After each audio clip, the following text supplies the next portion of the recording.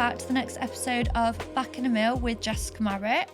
Before we get into the depth of the episode, I actually just wanted to talk to you really quickly about mindset and how mindset for me this week gave me the most amazing week ever. So just to give you a little bit of an overview and a little bit of insight, I was feeling quite stressed a few weeks ago. I was taking on too many things at once. I was doing too many projects and I was just generally feeling very overwhelmed. And sometimes it's like I give good advice, but you need to take your own advice as well. And that is definitely what I wasn't doing. And I actually had to step back and say, you know what? I need to step out of this situation and I need to take my own advice here. And I actually decided that I was going to chill out. I was going to put a couple of projects on the back burner and that I was actually going to really take my time and to make a little bit more time for myself. So again, when we're busy, it's very, very hard to always make time for ourselves, but I really reached the point where I needed to. So I really took a step back from the situation of feeling negative and feeling like things were getting on top of me. And I put some practical things in place to help me to feel better. I went back to the gym and just did a few little things that I enjoyed to do. And the difference in my mentality, just one day after doing that, was so different. I was literally like a completely different person. And what actually came from that was just so many amazing things that happened to me last week because I decided to change my mindset. And it's very much a case of the energy that you give is the energy that you attract. And this was like such a good example of how that actually happened and how that worked, because the previous week, I was not in the best of places. I was too busy. I was too overwhelmed and I wasn't attracting good energy. And one day after I decided to make this mindset change, I literally had the best week ever. I had some amazing client results. I saw some lovely ladies and we'd done some really nice packages. I'd had some really positive news within the clinics here and in Spain as well.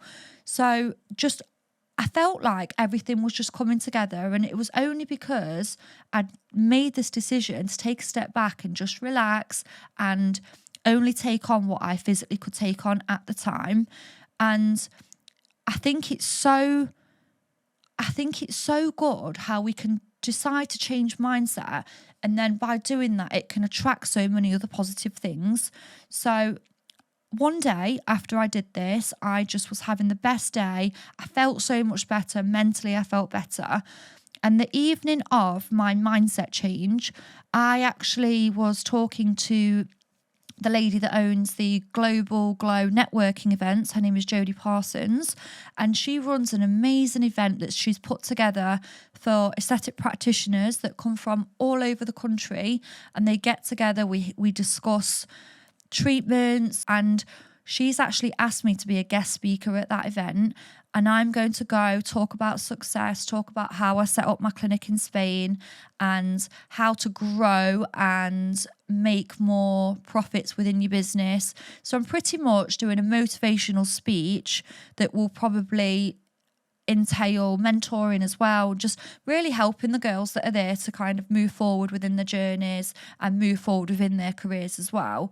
And I was so honoured to be able to be asked to speak at this event, and I'm just really excited about it. I get to go to Marbella for 4 days. We're stopping in a beautiful villa, and there is going to be 70 other professionals there that I can speak to, really get to know, and I'm really looking forward to that. So that was the first thing that happened to me that I was genuinely so excited about. And then 2 days after that, I was approached by another lady who owns the International Aesthetic Awards, and she also asked me if I could speak at the Summit networking event that is happening at the end of April. So I was speaking to 100 practitioners, and she wants me to do motivational speeches, talk about success, how to become successful. So I'm really excited about that as well, because one, I obviously wanted to share my amazing week that I'd had. And also, just if you are having a bit of a down day or you are having a little bit of a week that you're finding stressful, honestly, just take that step back, reevaluate the situation, put things into achievable steps, and you will be so surprised how much better you feel after doing that. And you'll be so surprised how much good energy and positive energy you'll attract from doing that as well. So definitely, if you are watching this and you are having a bit of a down week, everything will be fine. Just try and think a little bit more positively and try and put a few things in place that you can do for yourself. It really helped me.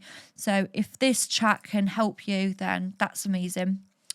So on this episode, we're just going to be going through some frequently asked questions with you and just going through the answers to some of the messages that we've been receiving following the first release of the podcast. So I hope you enjoyed today's episode.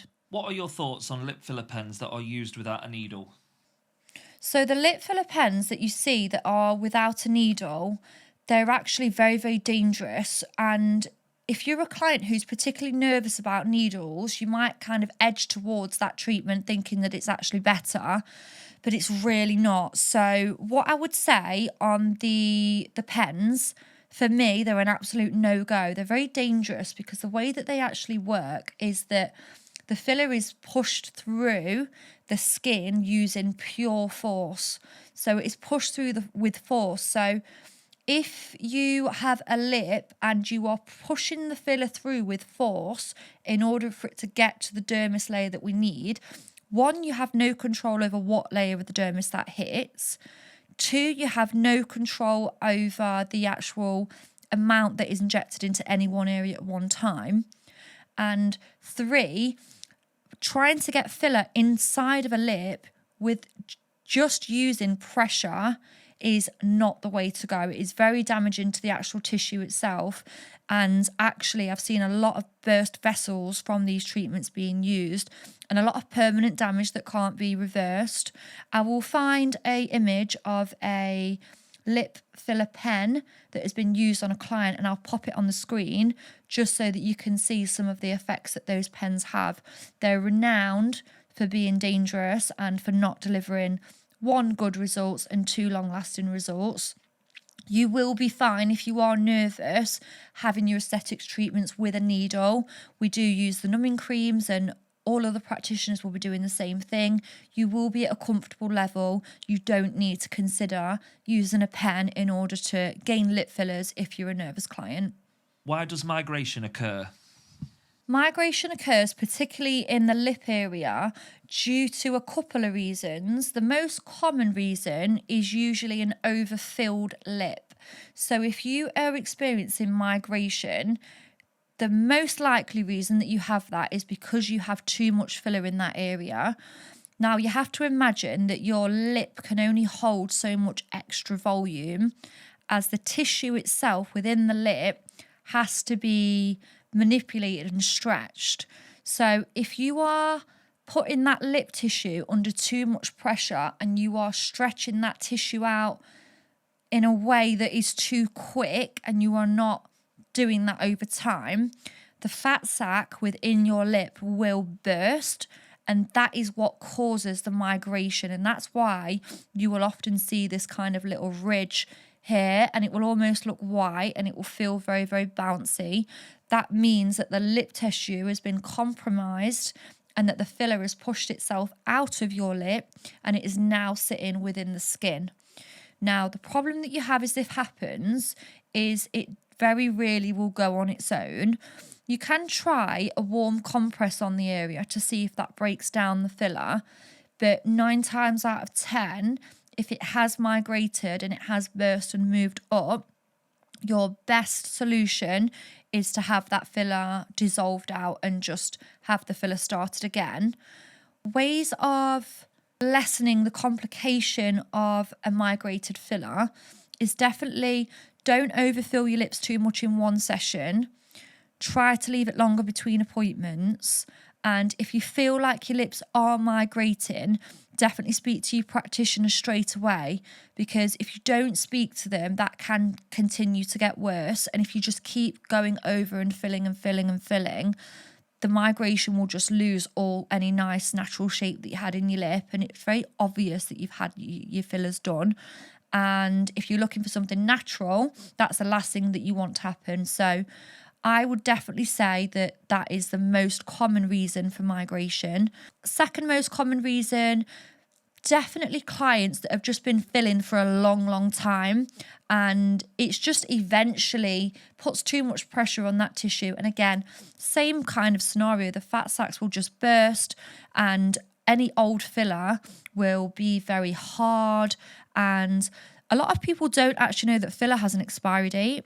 So from when you inject that filler, I mean, if you do have fillers, you'll notice, because if you check the stickers that your practitioner gives you, it will say the batch number, the lot number, and it will say the expiry date. So if you have fillers that are 5 years old, still in your lips, the chances are that that filler is actually expired. So it needs to come out anyway. So I advise for filler to be dissolved every 4 or 5 years or so, even in the case where you don't have migration, just to make sure you've got fresh product in there and that your lips aren't feeling hard or looking overdone. Who are the best injectors? In my opinion, the best injectors are always the most nervous injectors, and that might sound completely back to front. You might think, well, if they're nervous, then how are they the best? And I will tell you how they are the best injectors. Whenever I have students who are too overconfident, they will often mistake that confidence for kind of arrogance in a way, and they will not consider properly their treatment plans, and they will rush things thinking that they have everything in the bag, if you like, and they don't. No one is ever that good that they feel like they should be of that level of confidence. I absolutely encourage confidence in injecting, but you always have to be on a level. And if you don't keep yourself on a level where you're confident, but you're still sharp, you're still on the game, you're still making sure that you're doing everything correctly, and you are still got that little bit of nerves in case you've got a complication, that's where you will operate at the best level. And that's why I say that the nervous injectors are always the best injectors, because they really take their time. They're not rushing. They're not overly confident before the procedure's done. And I would say the most time that you can be absolutely confident and happy is when you've finished injecting, because you know you've got to the end, you know you've not got a complication, you can see your treatment outcome, your result outcome, and your client satisfaction as well. You can't be too confident too early on within your treatment process. And for me, especially from experience, I've taught many practitioners who have gone on to be very successful. My best practitioners who obtained the best results were always my students that were most nervous. What is your advice for nervous injectors? If you're a nervous injector and you have a particular treatment that's making you more nervous than others, my advice to you would be to do that treatment more. So if you have a treatment that you know is making you particularly anxious or nervous, you have to do it more. And I speak from experience here. So I used to be nervous doing particular treatments, under eye filler being one of them. And it almost got me to a point where I was going to stop offering that treatment. And actually now I make sure that I offer it more, because you don't want to feel so nervous that it stops you from doing something. Now, there's a very fine line here and a very fine balance. Have nerves, be nervous, that's fine, because we should all have a little bit of nerves in us. We are all injecting, and we're injecting faces. We have to be on our A game all the time, but you have to have that with your level of confidence, and also keep that balance enough so that we're still doing it. That nerves isn't creeping up to a level that's stopping us from actually doing what we've set out to do. If you are a nervous injector and you are looking for advice, whatever treatment it is that's making you feel like that, you must do it more. And if it makes you feel better and it's a competency issue, go on more training courses, do more research more case studies, ask questions, and reach out to people that can help you. Don't just ignore the situation hoping it's going to either go away or get better on its own, because it won't. You have to take them steps to do that yourself. Why is a needle safer than a cannula in injectables? So for those of you that don't know what the main differences are between a cannula and a needle is sharp, okay, and a cannula has a blunt end. So a cannula has a blunt end. I will pop a picture up on the screen so you can actually see the differences. So the cannula has a blunt end, so it's very safe to inject, especially if you are going near major arteries and vessels. That would be the best option if you're treating any areas such as the jaw or the cheeks, for example. The needle obviously is not a blunt end, it's a sharp end. Therefore, the level of compromise for any blood vessels is higher because you have something that is actively sharp, okay? So they are the two main differences. Any treatment where you're looking to gain precision, I would go for a needle technique. So for example, I personally never inject a lip with a cannula, because if you do that, you will lose precision and you will cause a lot more swelling and trauma, because you have to make your incision point to be able to enter that cannula. And that can be quite traumatic for such a small area as the lips. However, if I was to be doing a enhancement of a jawline, for example, I would not use a needle in this area. And the main reason for that is because with a needle and a jawline, you have to, if you're trying to get definition of this area, you have to actually bolus that product directly onto the bone. And what that can cause is a little bit of lumpiness. So for me personally, I prefer to use the cannula method for the jaw, just to ensure that the filler is going in really nice and smooth. You can also mimic the shape of the jaw and the contour of the jaw because the cannula can bend, okay? So again, something you don't have the luxury with a needle. So I like to kind of bend my cannula in and actually create the illusion of a really nice sharp jawline that would mimic your natural jawline. And because I'm not having to bolus that in with a needle, it does look a lot smoother and a lot nicer. You can do a combination on the jawline. So for example, even though I'll use the cannula for the fronts of the jaw, I will sometimes use a combined technique towards the back of the jaw area, especially for definition. So I might use the needle, for example, injecting directly onto the bone, but I won't necessarily use the same needle to cut in the jaw at the back if someone was wanting something quite sharp and defined. So plan for your treatments, but they are the main differences. And most areas you can use either or. You're always safer with your cannula, and whether you want to aspirate with your cannula or not is up to you. I personally do. I aspirate with my cannula and my needle just to make sure that I am safe. But I would say if you're not sure and you have an area that you want to treat and you're not sure which would be best, you just need to answer yourself a set of questions. 1, how much precision do you need in the area?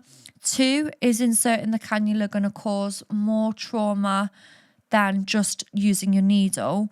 And 3, is it an area that is very vascular and that is dangerous, and you could reduce that danger and enhance the safety of your client by choosing a cannula? So always just thoroughly assess your patient, and that would be my tip for ensuring a really nice treatment plan and outcome as well for your client. At what age would you suggest clients start treating for anti-wrinkle injections? In our clinic, we do recommend around the age of 25 to start your injectables within your anti-wrinkle. The reason that we advise the age 25 is because you are also looking to prevent those fine lines from forming. And by the age of 25, we usually are at that point where even if we don't have any active lines, we are starting to form them through natural things like daily expression, exposure to the sun, and just general aging process. So we do recommend that you start your anti-wrinkle on or around 25. If you are a particularly active individual who has lines on your face, particularly on the forehead area, that are static. So when I say static, this is lines that are there all the time, whether you are frowning or making any expression at all. So they are lines that are always there. Now, static lines only occur from a lot of movement from the muscle. Okay, so if you have a lot of movement and you are under 25 from an overactive muscle and you do not get Botox treatments nice and early, your static lines will actually become very deep, and that can be quite difficult to manage with just a Botox treatment. 9 times out of 10, these types of clients will need to do Botox to relax that muscle, and then they will actually need to do a little bit of filler just to fill in the static lines that have occurred throughout those time frames. For example, for myself, I'm very active, and I was actually starting to form static lines when I was 18. So I started my anti-wrinkle treatments at 19 just to make sure that I didn't have any of those static lines, and now I'm completely fine. So in some cases, you might need to consider that earlier. But what I would say is definitely have a consultation and just assess how severe those static lines are. And if you can hold off and wait, I would always recommend to wait longer if that's possible, just because we don't overly condone for you to have Botox too young.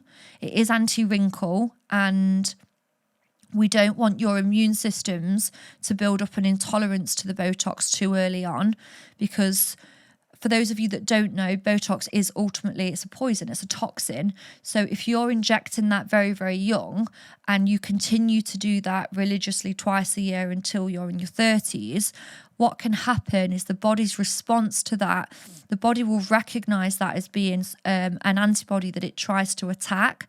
And what happens within the body is it will try and break down that product. So I've had this happen with quite a lot of my clients actually. So particularly clients that have had anti-wrinkle injections from being a young age, they will come into me and they will say, I've been doing Botox since I was 19 and now I'm in my 30s, I'm starting to notice that it's not working as much. And that is because the body is recognizing it and it's trying to fight it off and it's trying to attack that and break it down. So there are ways of getting around that. So we can do things like swap the brand of the Botox just to see if that helps. Or in the worst case scenario, we do ask the clients just to take a little bit of a break from their injectables and return within a year. And then we do tend to see a much more enhanced response from that client within that area too. So 25, I would say, is a really nice starting point. And it also does depend on the individual to see how active you are within your muscles. So if you're not sure, just come in and have a consultation, and either ourselves or your practitioners where you may be located will be able to look at that for you. Thank you so much for tuning in to this week's episode of Back in a Mill. We hope that you enjoyed it, and we'll see you next time. Cue music.